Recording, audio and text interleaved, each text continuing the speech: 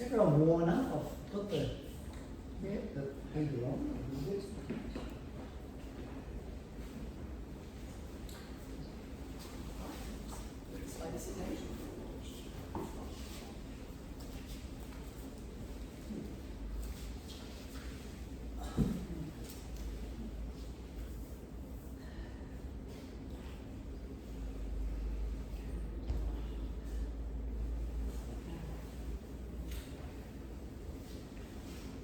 Good morning and welcome to today's battlefield talk.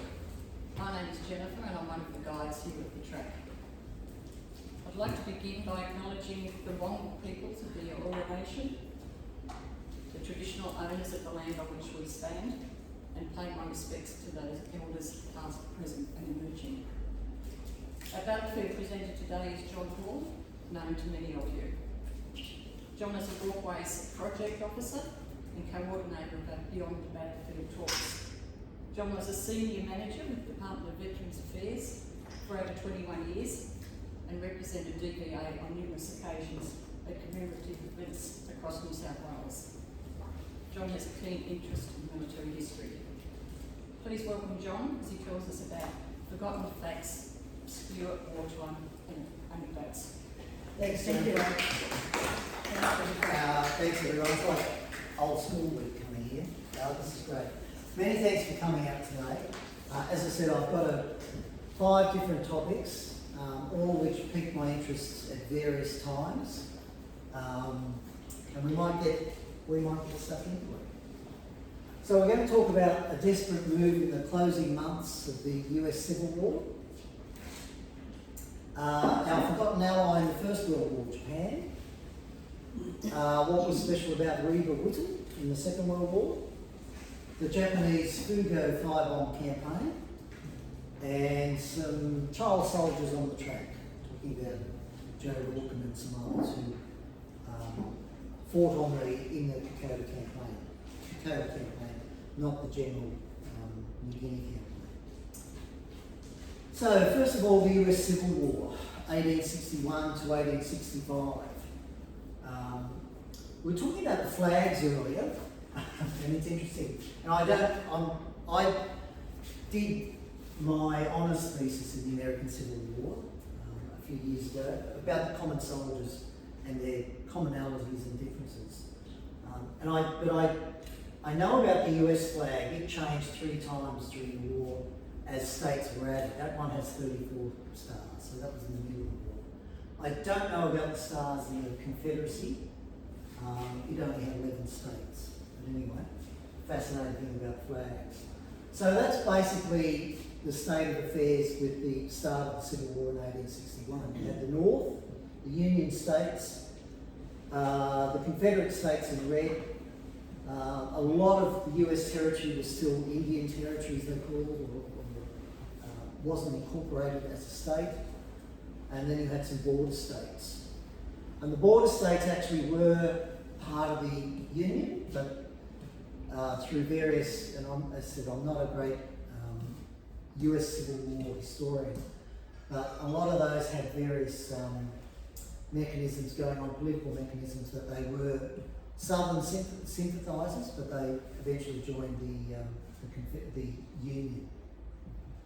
And of course we've got a typical example of what they call Johnny Reb and Billy Yank, north and the south. That's just some basic scenes from the Civil War. It was obviously it started in 1861. It wasn't a modern war in the sense, but it did certainly generate a lot of new technologies and new things going on during the war.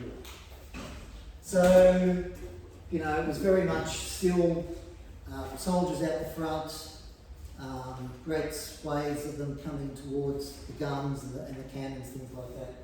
Very Napoleonic, very little strategy going on. So it was a war of attrition, a very bitter war, and I'll argue that the American Civil War is probably still being fought in one way or another. There's been nearly about 100,000 books written on the American Civil War. It's a fascinating topic. And of course, it was a war that saw for the first time black troops being incorporated.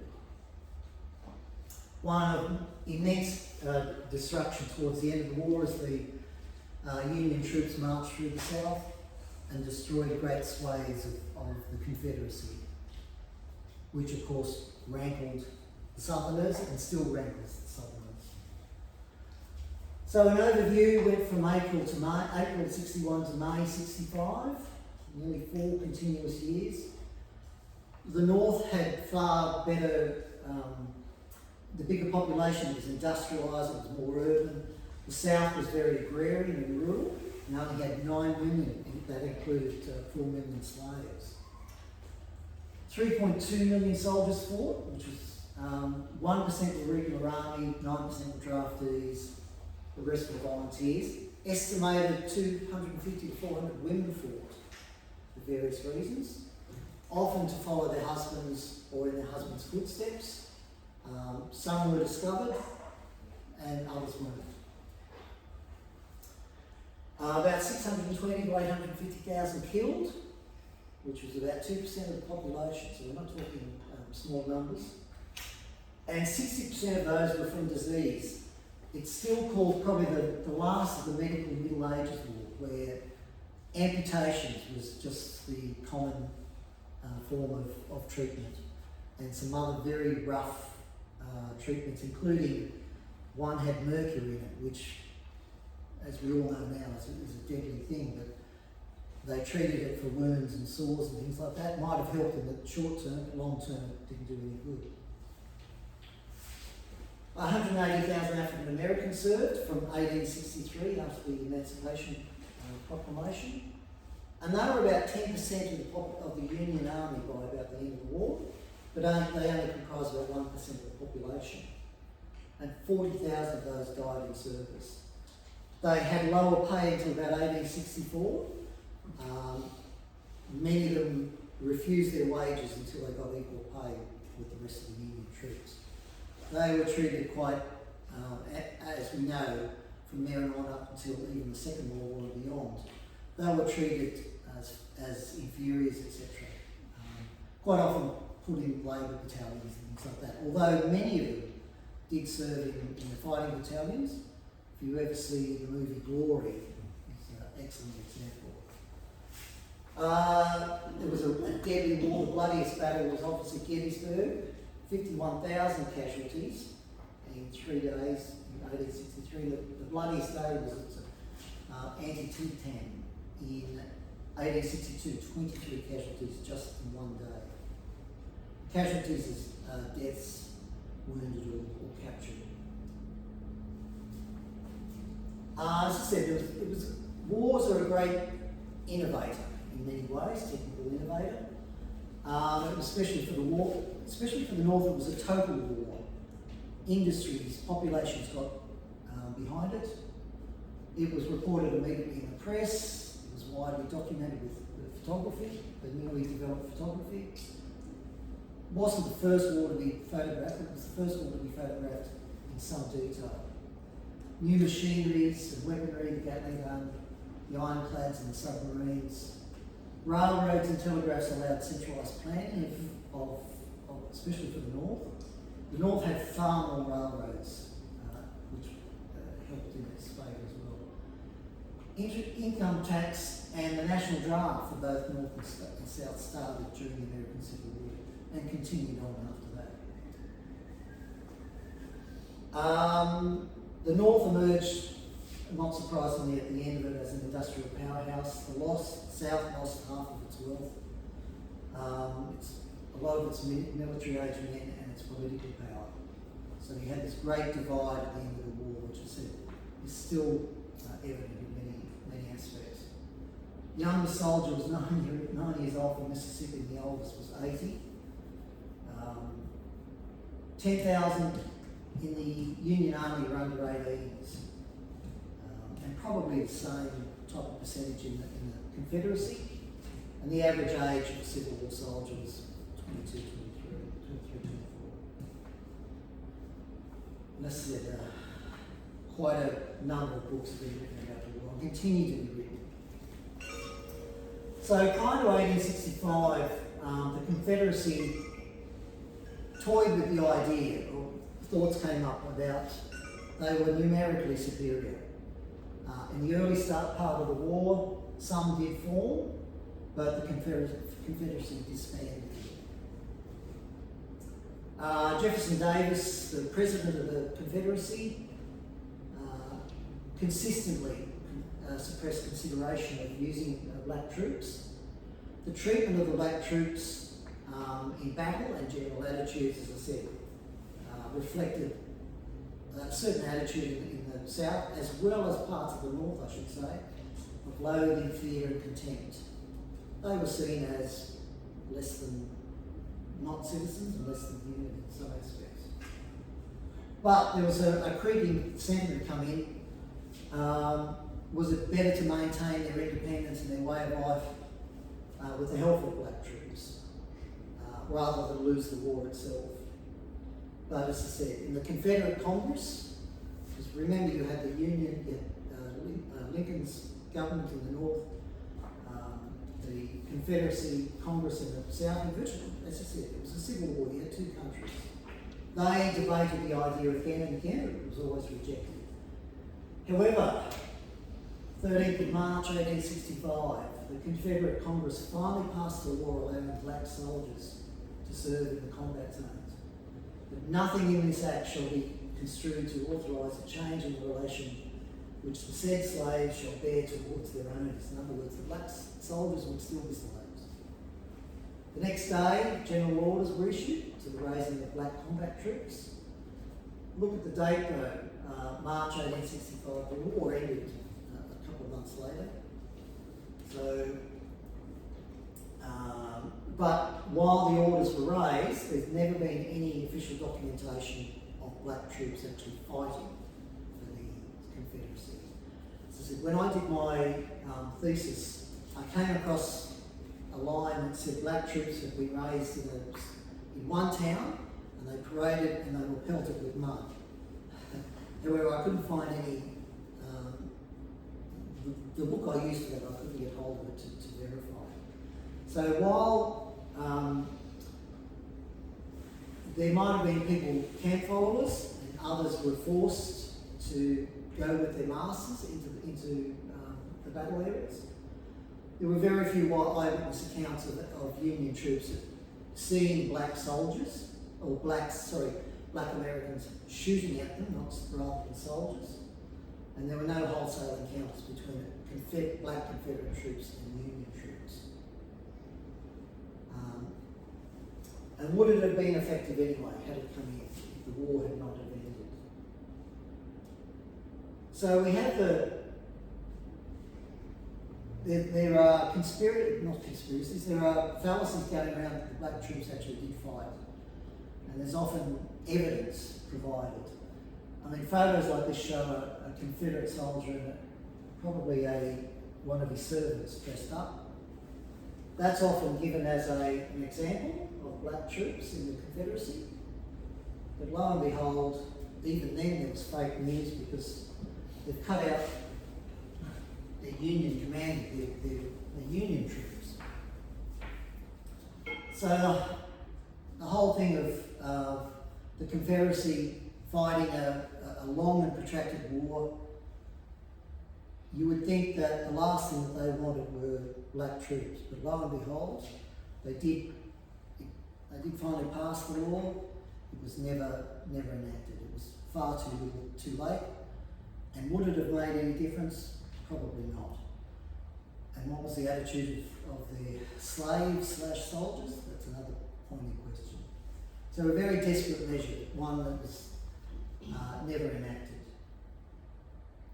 We'll move on to Japan, our forgotten ally in the First World War.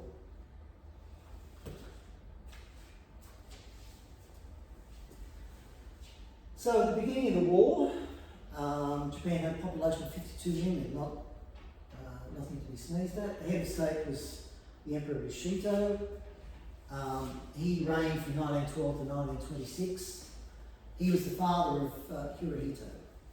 By all accounts, he was an ineffectual emperor, had various maladies going on. He wasn't popular, wasn't seen.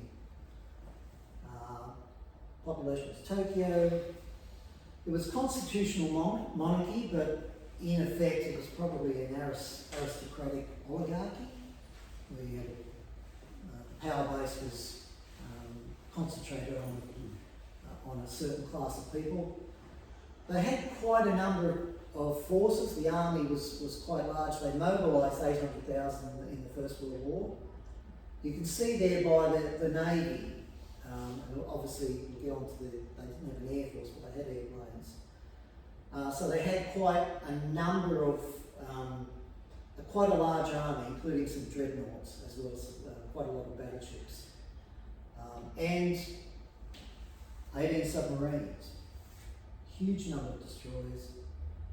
They lost 2,000 dead and about 5,100 wounded during the war. So in 1914, the UK and Japan had already had a military alliance. Japan offered that they would enter the war. They weren't obliged to enter the war, but if they could take Germany's Pacific territories. 4th of August, the UK eventually requested Japan's assistance to destroy a number of Imperial German Navy bases in Chinese waters, as well as elsewhere. Japan's ultimatum to Germany wasn't answered, would have mattered anyway. So Japan declared war on Germany and then Austria-Hungary. September was one of their main offences. They landed in Shandong province and surrounded the German settlement at Tsingtao, that's the old name. And they conducted their first naval launched air raids with seaplane attacks. Now we'll get onto that in a minute. A bit later in October 14, the Imperial Navy, Japanese Navy, seized several of the Pacific Islands, the German territories, in conjunction, of course, with the Australian efforts that were happening in New Guinea. And of course, there was little resistance because the Germans didn't have many forces there. Tsingtao in China surrendered in November 14. So that's some uniforms. Again, not very different from most other forces during the war. The ones there on the right were probably their winter uniforms. They did also send troops to Siberia at the end of the war as part of the Allied cause. So here we have Japanese troops landing at Tsingtao. Again, same type of, the scenes of coming short, very standard. That is the Wakamaya, the Imperial Japanese ship that launched the seaplanes. It actually had cranes and equipment. It had 2 or 3 seaplanes on the ship. It would lower them into the water, and then they would fly off, and then when they came back from the sorties, they would have to be picked up again and put back on the ship. That's one of the types of seaplanes. They did about 80 or 90 sorties during the siege. As I said, it was the first kind of amphibious type of attack from planes during the war. That's some British troops landing at Tsingtao as well, looked on by their Japanese comrades. A relatively small force was sent by the UK to assist supposedly assist the Japanese, but in effect it was to keep an eye on them. Even at that stage, Japan was seen as an unknown quantity who defeated Russia in the 1905 war, which shocked virtually everyone. And so the UK authorities, in effect, didn't trust them. And so they sent some troops, but again it was to monitor them. And there's some English and some Japanese troops on the firing. So in November, the Ibiku joins the AIF convoy near Albany to escort the Anzac forces. 30,000 troops, horses and equipment with troop ships, 48 troop ships from Australia and New Zealand, and with the Melbourne and Sydney and the Minotaur, the UK vessel. That's a scene of the ships in Albany Harbour waiting to go. So as the Sydney engaged the Emden as they sailed out, the Ibiku was ready to fight and went ahead.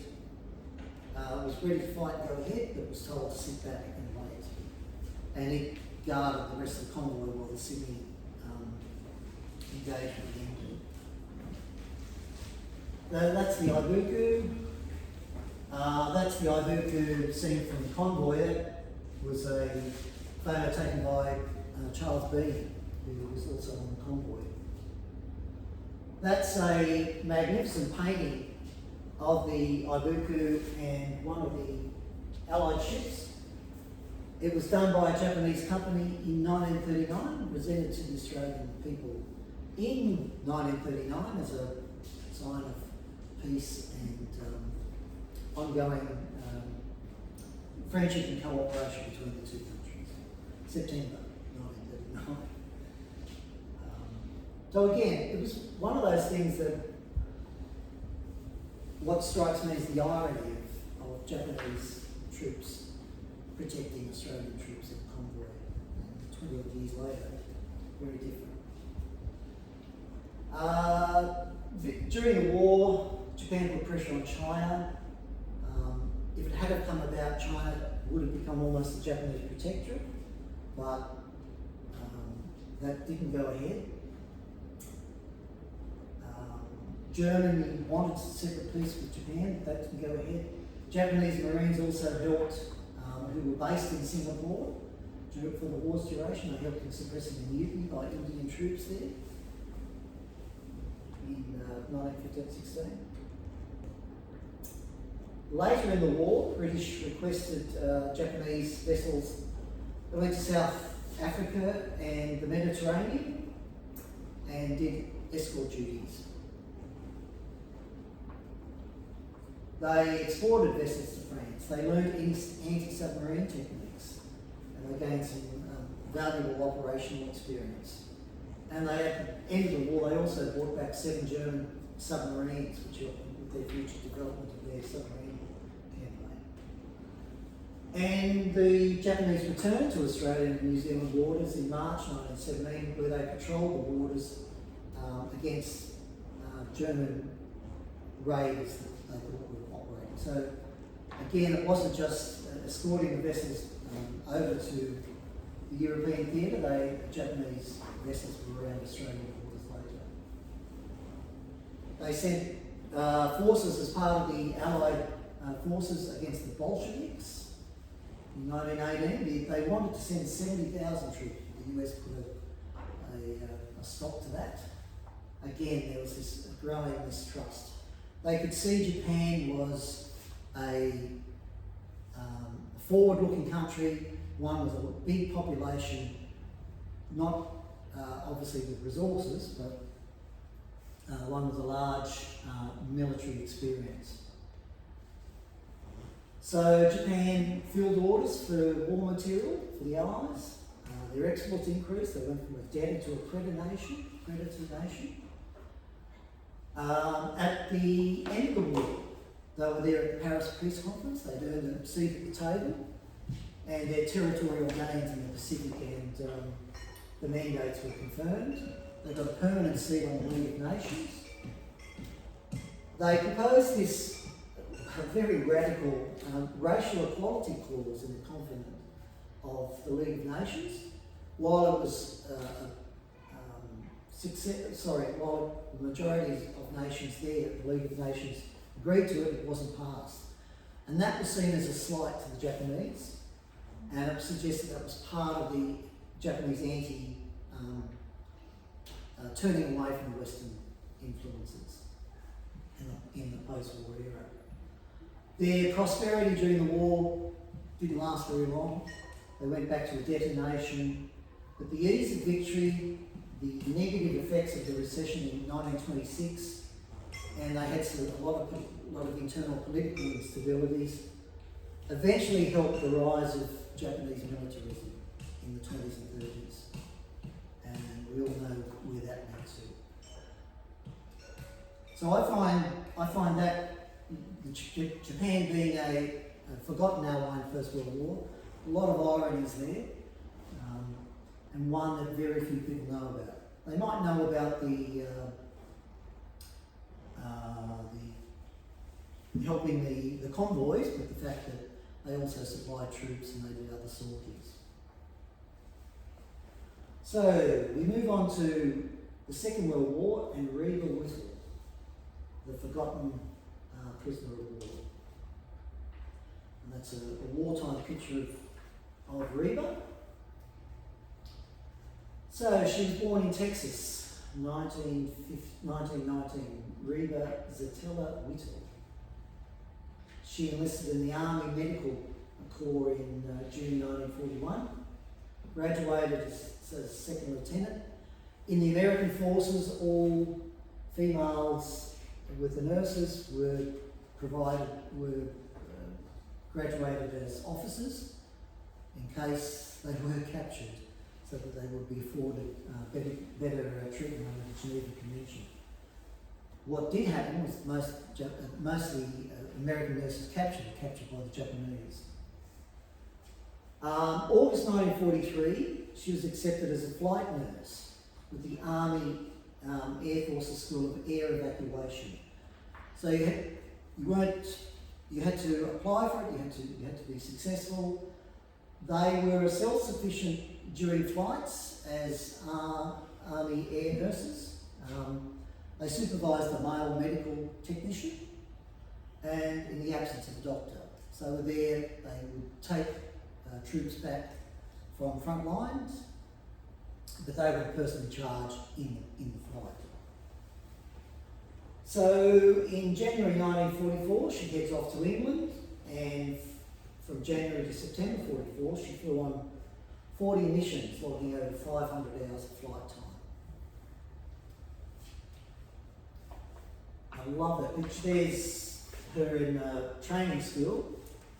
There's here. I'm not sure how many times they had to use those guns, but they went through a quite rigorous training regime. And that's the type of conditions that you would have encountered on those types of planes. They were converted, they were meant to bring wounded troops from the front line back to better medical treatment. And that's another picture of Reba in the refinery. So late September 1944, she left England to collect some casualties in Belgium. The flight was intended to go somewhere. For some reason it went off course. It wasn't marked with Red Cross markings because bringing in those flights coming into places that often carry supplies, and so they were not truly a medical flight, and they would bring troops out. In other parts of the World War II, these nurses came under fire in loading troops in Myanmar, in Burma. They came under Japanese fire. One parachuted out of a plane over China. So they were not there. They were definitely under a lot of pressure and under enemy fire at times. About 16 died during the war in the service. The plane was hit by German flak and crashed. One of the pilots was dead. The rest were wounded, including Reba, and she suffered concussion and lacerations. They were captured. They saw some soldiers because they were obviously near the front line at that stage, September 1944. They thought they were British troops, but they were Germans. She said that they were extremely surprised, the Germans, when they came across a woman. They'd never captured a taken to a nearby village, pardon me, to get treatment. Apparently the day after the crash, she was supposed to buy a wedding ring with her fiance, so she had plans. They had a memorial service for her in Paris, but a day later she was confirmed that she was a prisoner of war. She was taken to a Luftwaffe interrogation centre at Frankfurt, separated from the rest of the crew, which caused her some concern. Then transferred to one of the Stalags. There she was recovering, but she also helped with burns patients and other patients. So she was put to work. However, obviously as a lone female, she certainly came across the Red Cross desk, and they notified the US State Department and began negotiations for her release. The Germans were equipped, obviously, for dealing with male prisoners of war. All their camps, all their facilities were males only. Their attitude to women combatants with the Russians was very different, where it was an ideological thing. They came across women combatants from the Russian army, they would summarily execute them or treat them very badly. But coming across an American prisoner was very limited. They had no facilities. They had to almost make up some quarters for her. They didn't know what to do with her. So they eventually get her released, and in January 45 she's transported back to Switzerland. There were regular prisoner of war exchanges, and those prisoners who were exchanged were generally medically unfit, often with psychiatric problems. She was sent to Switzerland, returned back to the US in February 45. She was awarded the Purple Heart and the Air Medal and promoted to first lieutenant, but there was no recognition. She was told to sign a secrecy clause. They were worried about treatment of other prisoners of war. So her return to the US virtually went under the radar.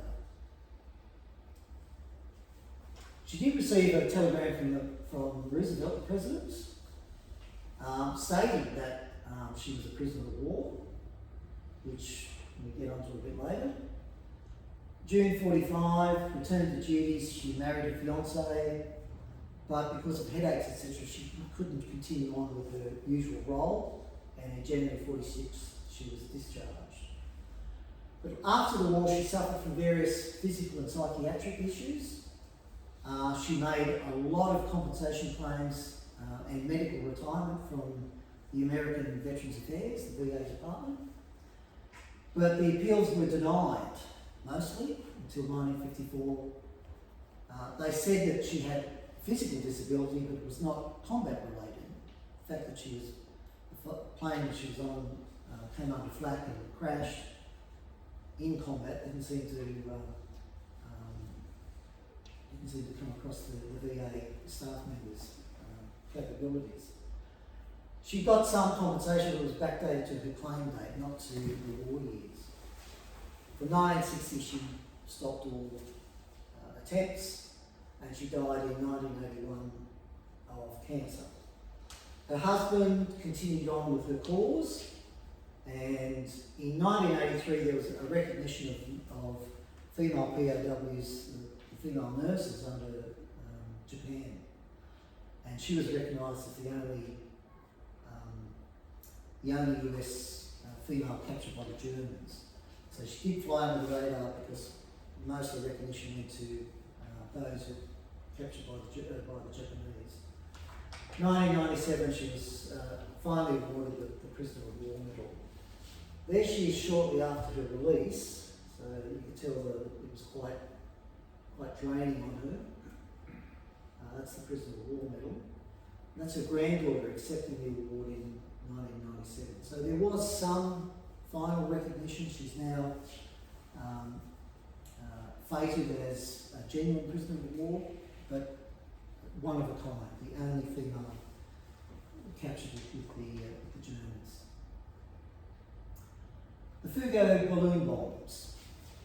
Again, another one that piqued my interest in my studies. And again, it's one that some people know a bit about. It's surprising the amount of, when I did the research for this, you read the comments, etc., from on American sites, and a lot of Americans were unaware of the Japanese FoK bomb. And that is one that they captured and inflated after the war. So the background. April 42, following the famous Doolittle raid, which was more tokenistic than anything else, the American raid on Tokyo, the Japanese wanted some type of retaliatory measures. Would they use long-range bombers or a combination of submarines and seaplanes? They did try something early on in the war. They sent a submarine off the US coast, but it didn't do much with it. And it let off, it had a seaplane, and it didn't really do much. 20 years prior to the war, a Japanese meteorologist had discovered the jet stream blowing across the Pacific. His work wasn't really well known because he'd written his thesis and his findings in Esperanto, which wasn't widely used then, it's not widely used now. So he was kind of an unknown thing, but eventually the Japanese authorities realised that there might be something there. So they launched, they had 3 balloon battalions launch with launching and tracking stations. At the launch pad, there were hoses to fill the balloon with large amounts of hydrogen, and it took 30 men about 30 minutes, 30 to 60 minutes to launch one of these things. We'll have a look at them in a minute and see the size of them. Quite wide, 10 metres in diameter, 21 metres high. They could go at a height of up to 35,000 feet, 10.6 kilometres. 3 to 5 days after launch, travelling at up to 195 kilometres an hour in those times, and with the basket full of sand and incendiary bombs, it would float over the Pacific Ocean, and through an ingenious mechanism, which I'll talk about shortly. I don't really quite understand, I'm not a technical person. It would then drop the bombs and create all sorts of havoc in continental USA. They were constructed with 4 to 5 layers of a very thin, durable mulberry leaf paper. And Japanese schoolgirls laminated these and glued the sheets together. And there's stories of the Japanese schoolgirls who were doing this with the paste. The paste was edible. And of course, Japan was under a lot of sanctions at that time, and so a lot of Japanese schoolgirls stole the paste and took it home. It was one of the means of eating during that time. So here we have some pictures of some Japanese schoolgirls creating them. That's one with just the balloon and a human figure to show some comparison of the sizes. That's one that they captured and floated after the war. You can see just the size compared to the people in the buildings. That's one being launched from Japan. That's the some of the incendiary devices on the sandbars, the sand balloons.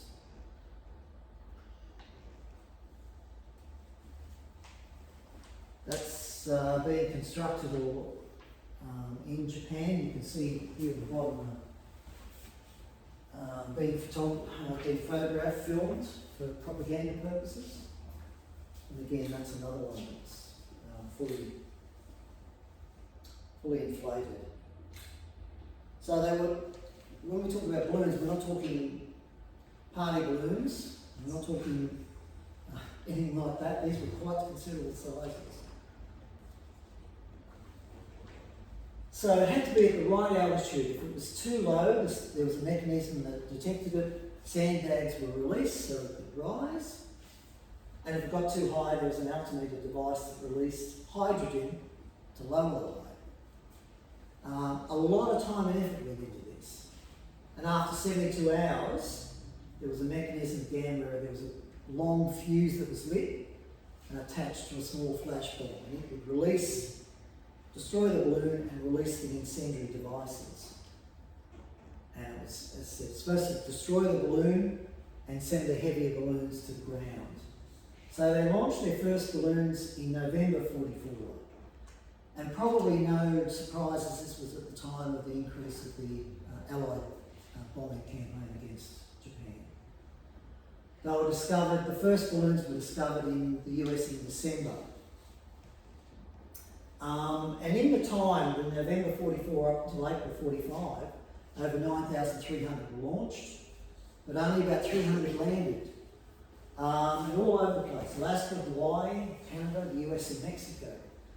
The vast majority, they think, went down in the ocean. They didn't, the jet stream that comes across that they were utilising is generally in winter, and also at the same time, it's the wettest part of the year, but also the west coast at that time had received a higher than average rainfall for more than a decade. So the planning was, the thinking was right, but the planning just didn't work out. That's a visual of, some actually did return. I guess, again, if you these obviously these were unmanned, so they're released into the atmosphere. Apparently, one of the descriptions of when they released them, they would release dozens at a time. It was like a jellyfish in the sky. So they landed, a lot landed in the Aleutians and Alaska, Hawaii, Canada, the US and some in Mexico.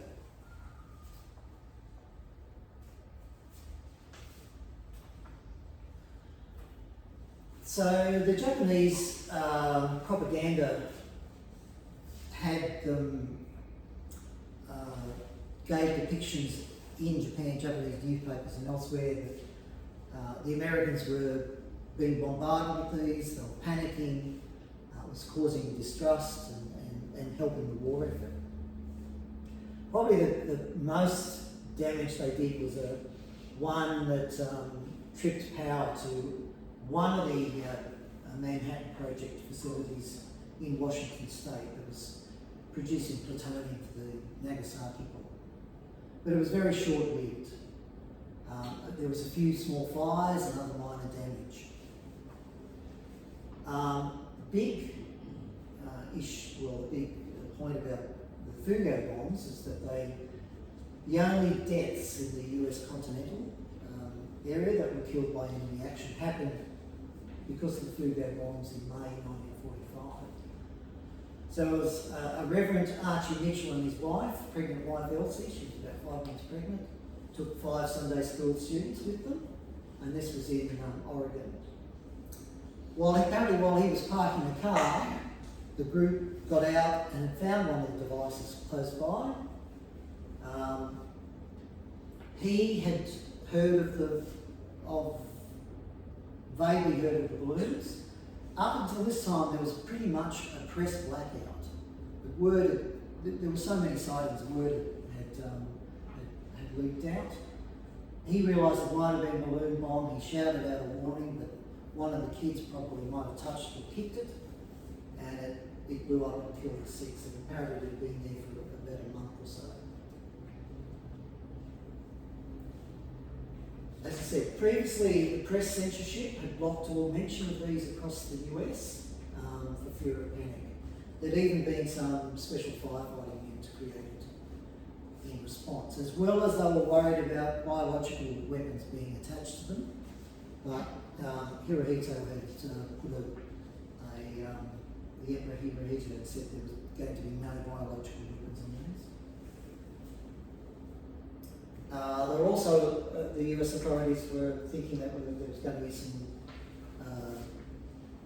biological weapons for livestock. So they were on the alert for that.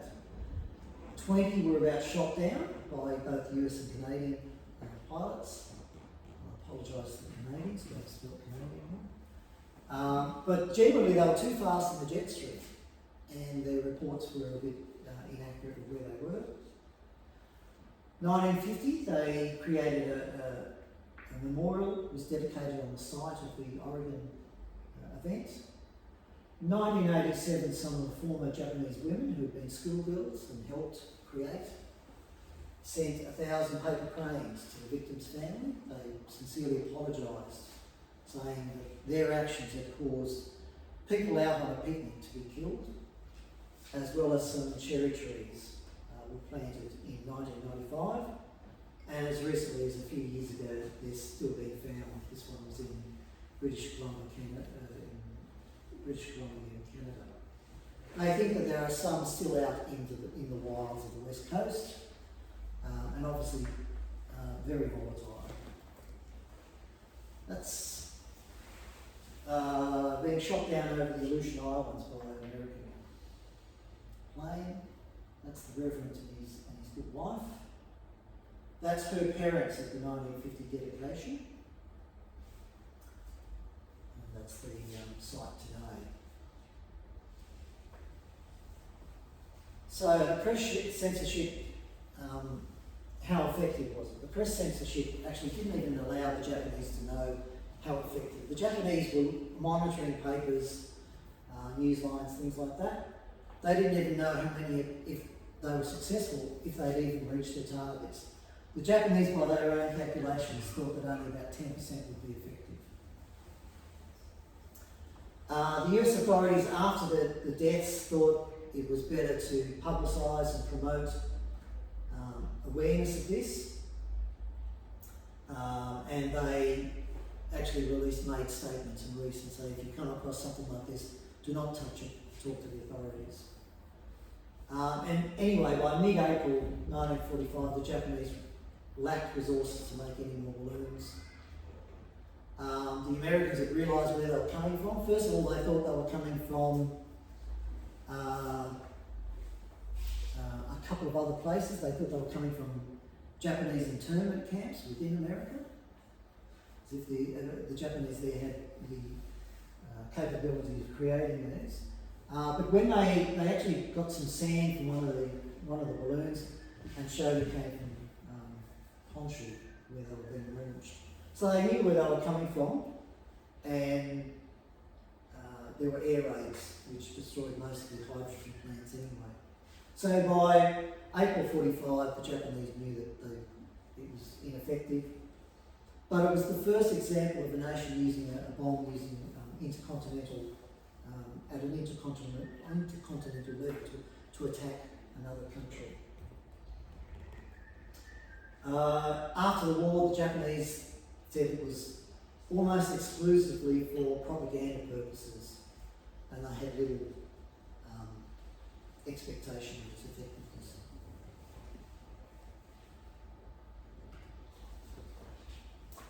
So on to our final segment, which boy soldiers on the track. And I should say for a start, when I talk about boys, I'm talking about under 18s. 18 to above young men, but in terms of boys, we're talking about under 18s. This is not exhaustive, and I'm sure there are others that weren't documented, but I'm only talking about the actual track campaign, which was from July to November.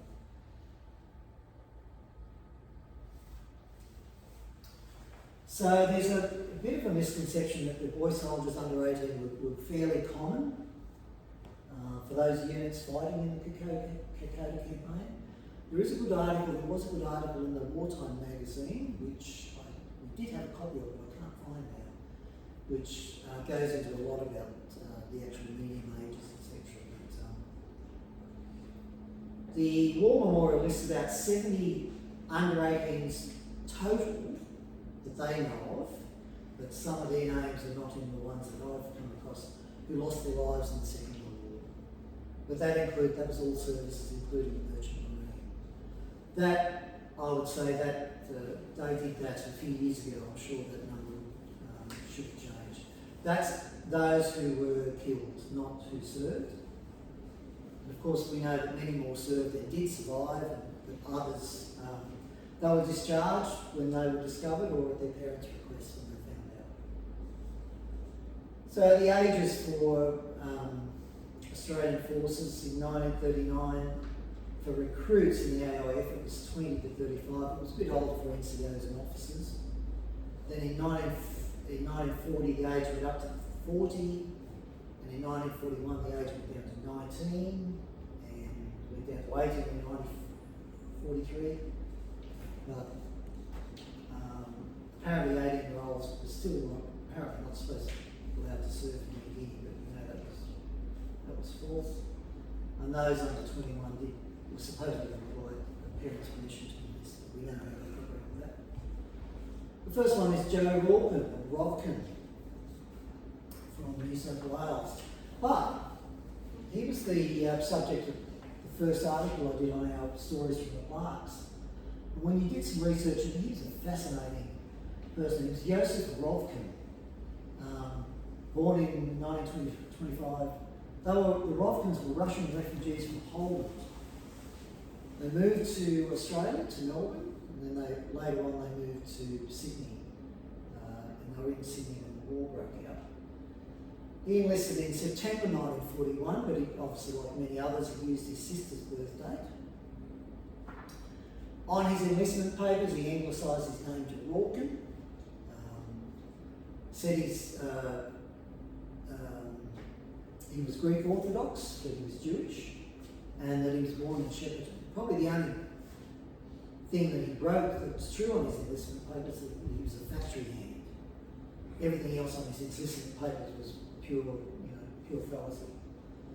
Attached to the 3rd Infantry Battalion, sadly wounded on the 7th of November and died that same day. As I said, all his papers, etc., are under Rawkin, but at least his headstone in New Guinea has the Star of David. That's a young Joe there with a studio portrait. He looks quite dapper. He looks obviously younger there in his enlistment photo, taken at the time, and there he is at the farm in Victoria with his family. He was about 16, what are the numbers? Peter Beashall was an interesting one. Now I got some of these from the Australian War Memorial and through a couple of their articles as well as some research. So I do apologise if I've got some of these wrong or I've omitted others. But Peter Beashall, born in September 25, but he put 1923 on the papers. Miller's Point. He was a Balmain boy, quite a large lad, over 6 foot, listed in December 41. He was in the 3rd Battalion in September 42, but evacuated when he was found to be underage and he had scrub typhus as well.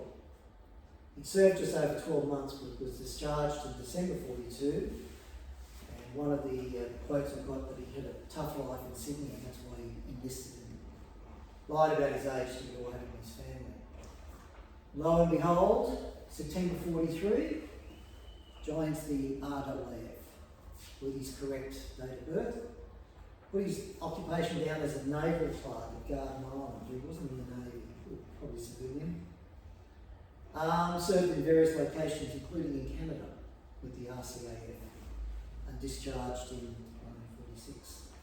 There's, unfortunately, some of the photos on file, the NAO files, are not very good, especially in the blown up. That's him in the Army, that's him in the Air Force. One of those rare times you get someone in the Second World War who served in more than one service. Noel Partridge, another Balmain boy, obviously lied about his age, listed 41. I don't know what a timekeeper is, probably that was his occupation, so probably a sports field or something. He's with the 2nd First, just private service in the Middle East first, and then New Guinea, and then sadly died November, seperate.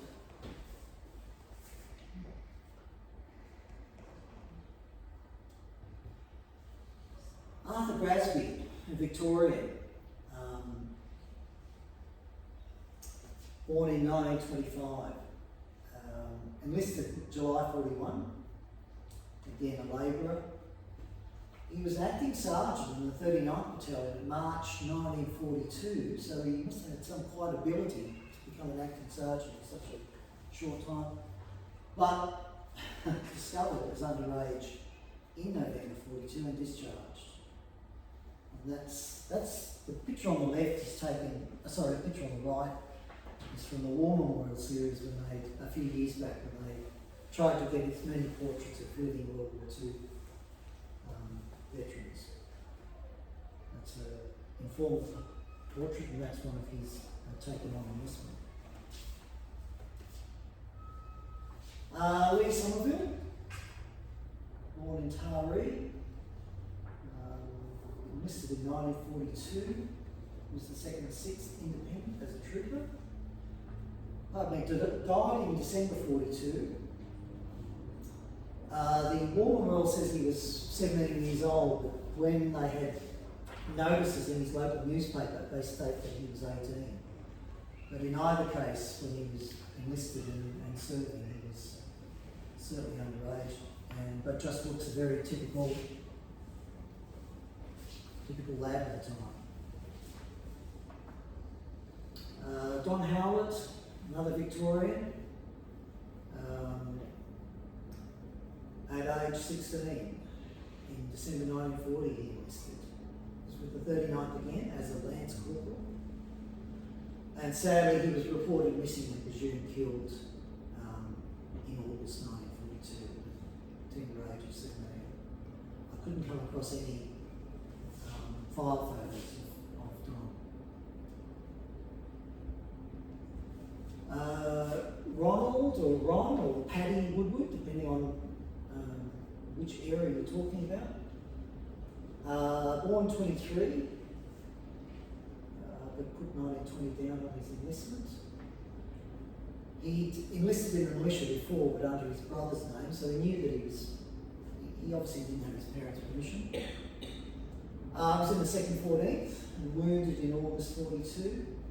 Discharged in December 45, he survived the war. Died a few years back. He was awarded the BEM in 1955. He served in the CMF in the artillery post-war.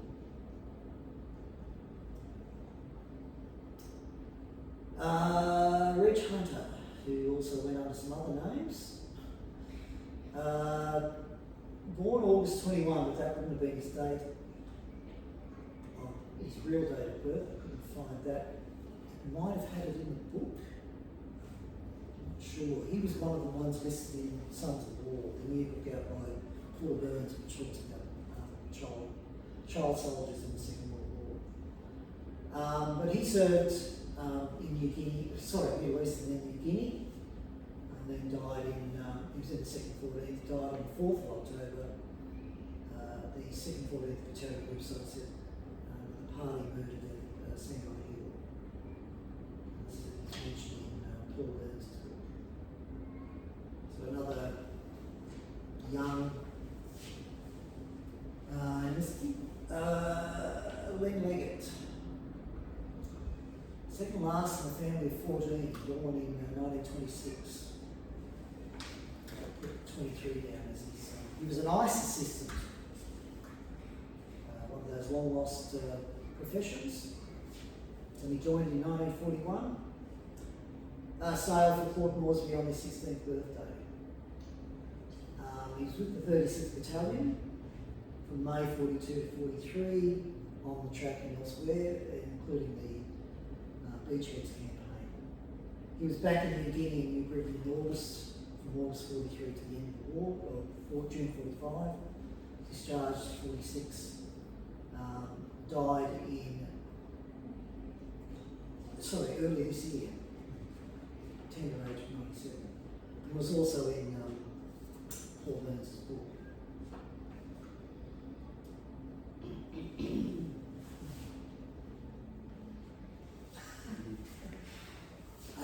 through that probably better than I thought I would. Thanks. Any questions or comments? Yes, you said that the Americans, with those flying bombs, the Americans suspected that they were made by Japanese in internment camps. Mm. How big were the balloons? Was it 21 metres or something? How were they supposed to have done it? They didn't quite get that one through. I mean, 10 metres in one. yeah, I mean that's gives some. 10 metre diameter and 21 high. Height, yeah. So you're right. How they would have sourced the materials and then launched them from an internment camp. But remember, there was still at that time in 44, although 44, 45, the sentiment about the internees in the internment, the Japanese in internment camps on the west coast was lessening, and they were seen as less of a threat. But obviously, this coming out of nowhere, they had to put the blame on somewhere. But it wasn't until they, as I said, until they did the analysis of the sand, and they determined it actually came from Honshu. They realised it wasn't a homegrown terror. But I guess it was something new. They hadn't seen it before. So even the US authorities were scrambling there for a while to find out. When they first started coming over, they were, as I said, the intelligence, US intelligence had very little details of them at all. Meanwhile, back in Japan, the propaganda was saying that these are working effectively. But as soon as the Americans realised what they were, they put the press censorship on until the deaths.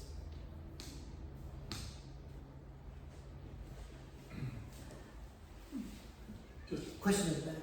Just going back to Japan and World War One, is there much known about, because you said that they were after the German territories in the Pacific, which would include Rabaul or New Britain and New Guinea.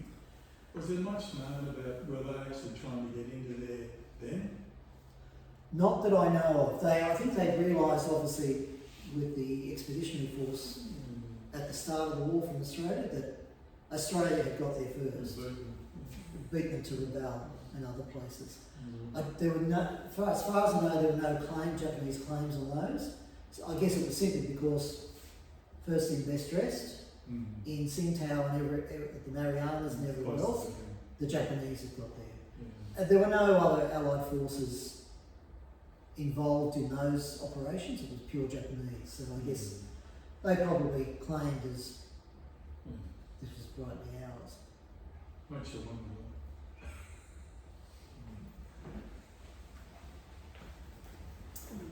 Any other questions or comments or observations? Yes. That was after the First World War, the Japanese wanted racial equality to be. Well, they wanted a clause in the League of Nations covenant about racial equality. All races and nations are equal. Well, if the majority of nations there were in favour, how come it would got It was canned by the Big Four. So that was like The US, UK, France, whoever the other four were, they had the final say on it. While it had popular support, it was eventually knocked out. Surprising that at that time the Japanese wanted that. That was probably their feeling, their sentiment at that time. But as we know, as the decades progressed, that was certainly not in their minds. The 20s, 30s, and the 40s.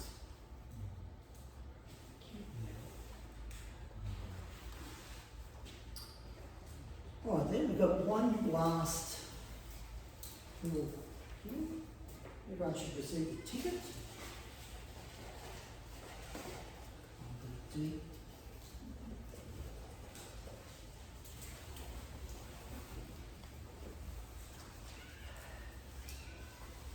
Number 18.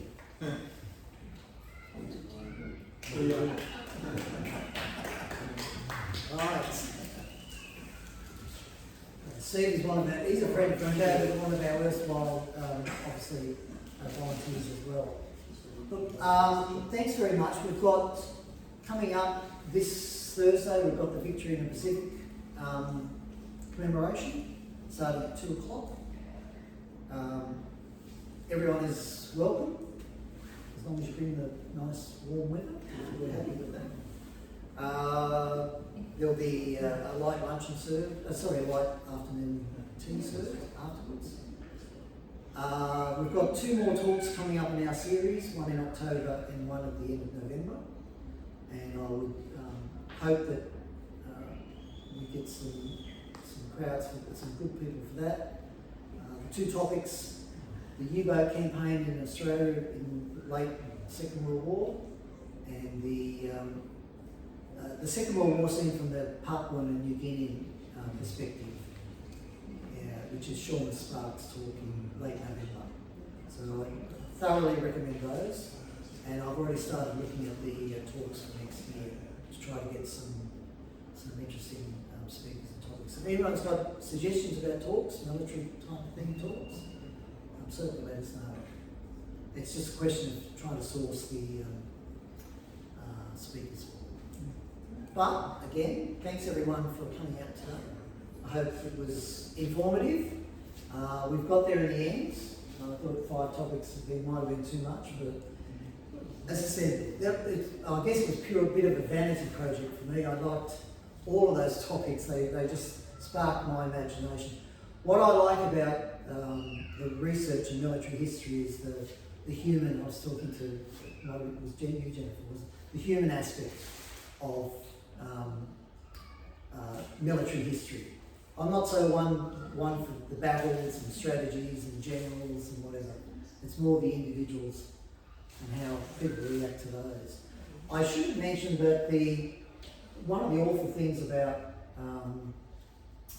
the good minister is that whose wife was killed. He eventually married the sister of 1 or 2 of the boys that were killed, and then a couple of decades later, he was as a missionary in Vietnam, with trying to help the local Vietnamese with leprosy, etc. Captured and disappeared and never seen again. His wife, his new wife, she didn't give up hope. She went back to Vietnam in the mid-70s. She was captured herself and spent time in a Viet Cong prison. She was eventually released, but the Reverend was never found again. So he continued on with his good work, but it eventually cost him his life in another theatre of war. So the ironies just keep piling up. Okay. Thanks very much. Thank you, John.